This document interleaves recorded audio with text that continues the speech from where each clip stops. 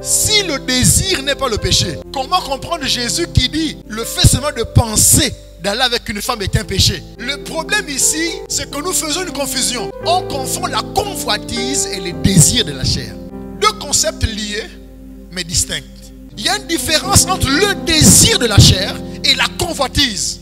Lorsque Jésus se prononce en disant tu regardes une femme pour coucher avec elle, il parle de la convoitise. L'homme qui s'adonne à la convoitise, c'est un homme méchant.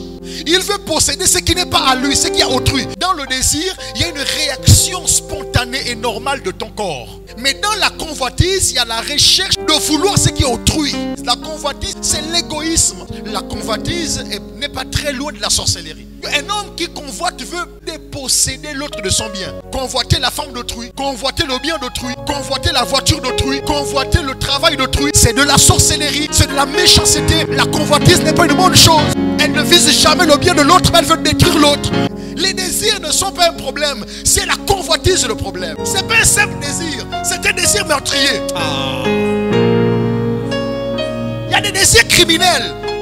Et la convoitise est un désir criminel. Or, le désir de la chair, c'est un besoin que ta chair ressent. Tu ressens un désir, mais tu n'as pas l'intention de faire du mal à quelqu'un. Tu veux seulement te faire plaisir. Dans la convoitise, tu veux faire du mal. Mais dans le désir de la chair, tu veux te faire plaisir. Pourquoi Dieu contre la convoitise? Parce que l'homme qui convoite veut faire du mal. Le désir de la chair n'est pas le problème. Le problème, c'est le cadre. Est-ce que c'est le cadre défini par Dieu qui s'appelle le mariage? Si c'est le mariage, enjaille-toi. Caressez-vous. Faites des bébés. Donc le problème, c'est pas le désir. Parce que le désir, c'est juste pour se faire plaisir. Or, la convoitise, c'est pour détruire. La convoitise, c'est pour nuire. La convoitise, je prive l'autre de son bien. Je n'aime pas la convoitise. Quelqu'un dit abat la convoitise. Jésus a dit que si tu regardes une femme pour la convoiter, tu as déjà péché. Mais s'il y a le désir, c'est que j'ai déjà donc convoité la femme. Et c'est là où le Saint-Esprit me pose la question. Est-ce que tu es sûr que c'est la même chose? L'un s'appelle convoitise, l'autre s'appelle désir de la chair. Dans la convoitise, il y a un homme meurtrier. Il veut priver l'autre de son bien. Il est égoïste et méchant. C'est un désir démesuré, immoral.